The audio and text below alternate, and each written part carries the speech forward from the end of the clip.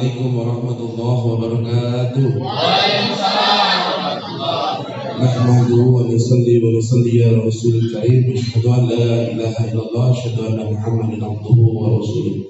Rabbi shrah li sadri wa yassir li amri wa hlul 'uqdatam min lisani yafqahu qawli. Hadirin jemaah yang dirahmati Allah, yang saya hormati, yang saya muliakan, para kiai, para ulama, tokoh agama, para ustaz, yang tidak bisa saya sebutkan satu persatu, namun tidak mengurangi rasa hormat saya. Wabil khusus Kiai Haji Adi Mustafa, pemilik atau ketua yayasan daripada Pondok Pesantren Miftahul Ulum. Semoga beliau diberikan kesehatan, keberkahan hidupnya dan ilmunya sampai dengan akhir hayat beliau. Yang kedua, yang saya hormati, yang saya muliakan, Abah Kiai Haji Joko Yulianto sebagai pimpinan Majelis Istighosa Cinta yang insya Allah menjadi pembicara utama dalam kegiatan kita beberapa hari ke depan ini. Jemaah yang dirahmati Allah Subhanahu wa Ta'ala, sebelumnya perkenalkan, nama saya Yulianto. Kalau tinggal saat ini alhamdulillah di kota Surabaya, dan saya besar di Sumatera, jadi logatnya sedikit bercampur. Kata orang restoran, iya saya restoran Jawa Sumatera maksudnya. Jadi alhamdulillah training ini sudah saya ikuti kurang lebih tahun 2017, tepatnya di bulan Juli tanggal 29. Alhamdulillah pada saat itu Bapak Ibu, kondisi saya dalam kondisi yang tidak enak, yaitu punya usaha bangkrut, bukan hanya sekedar bangkrut tapi menyisakan hutang. Alhamdulillah pada saat itu bukan hanya hutang, selain saya punya hutang, saya pun dikejar orang. Habis itu orang tua meninggal, keluarga pun hampir berantakan. Inilah satu penderitaan seorang hamba manusia pada saat itu yang saya rasakan satu. Tidak mungkin Allah itu kasih ujian atau berikan sesuatu yang memang karena kesalahan saya dalam hidup, tetapi dibaliknya tidak ada yang namanya derajat yang Allah siapkan. Hanya keyakinan itu modal saya waktu itu pada saat itu Bapak Ibu.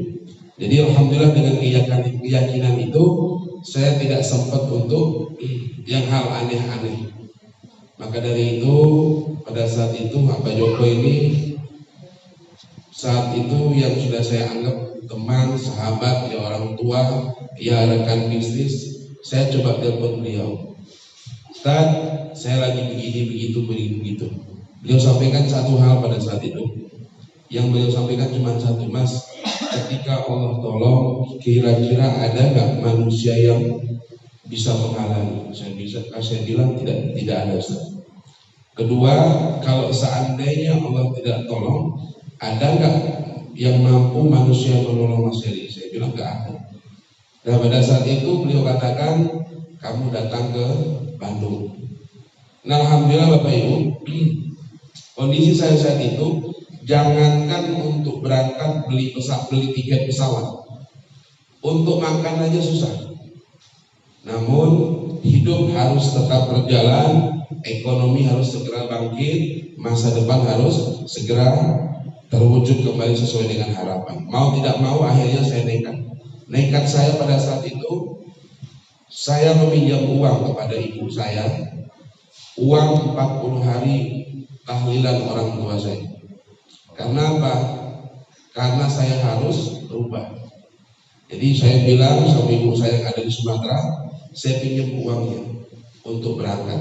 Akhirnya alhamdulillah dikasih. Dengan berat hati selama perjalanan itu cuma satu, sedih dan memang menurut saya ini hantaman hidup terbesar dalam hidup saya.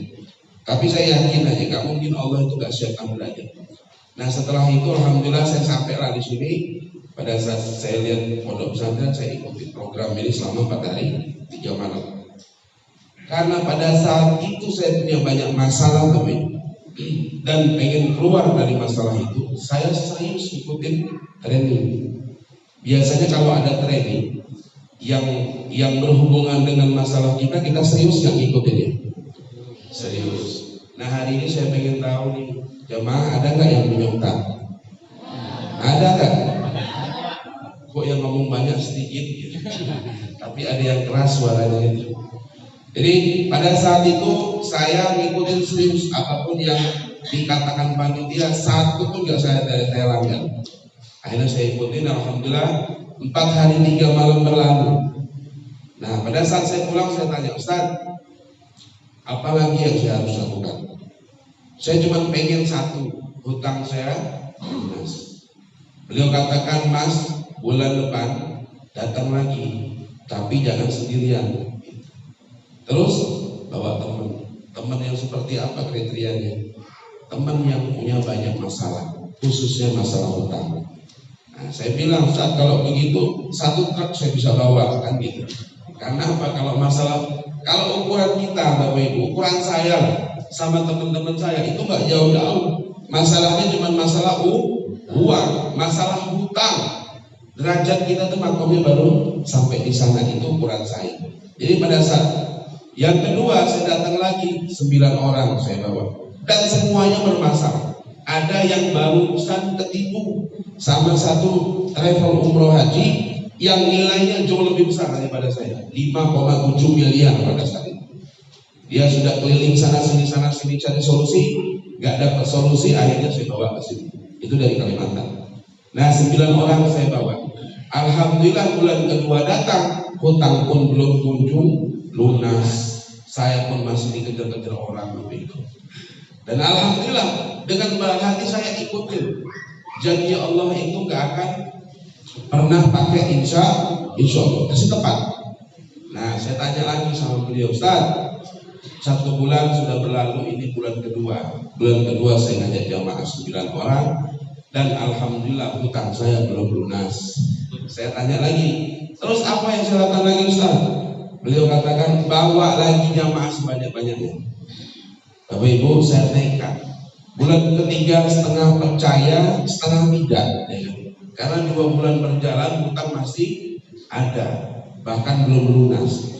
Bulan ketiga dengan setengah keyakinan tinggal 50%, saya jalan lagi. Yang saya bawa bukan 9 orang, kurang lebih pada saat itu 5 mobil, hampir 60 orang waktu itu, Bapak Ibu. Dan semuanya dengan izin Allah hampir 40% yang biayain saya. Yang punya utang saya, tapi Allah kasih saya kekuatan untuk membiayai orang-orang itu berangkat dari Sumatera, dari kota Palembang. Dan alhamdulillah 60 orang datang di bulan ketiga. Setelah acara selesai 4 hari 3 malam pulang. Ustaz, bulan depan gimana? Dia acaranya sama, bawa orang lagi sebanyak-banyaknya. Tapi utang belum lunas, Ustaz. Kan biasa kita nuntut, betul nggak Bu? Kadang-kadang kita kerjanya sedikit, nuntutnya banyak kan gitu. Baru 2 bulan datang ke majelis minta utang lunas, jodoh dapat kan gitu Bapak Ibu. Padahal maksiatnya banyak, dosanya banyak. Kita kadang-kadang sama Allah tuh begitu.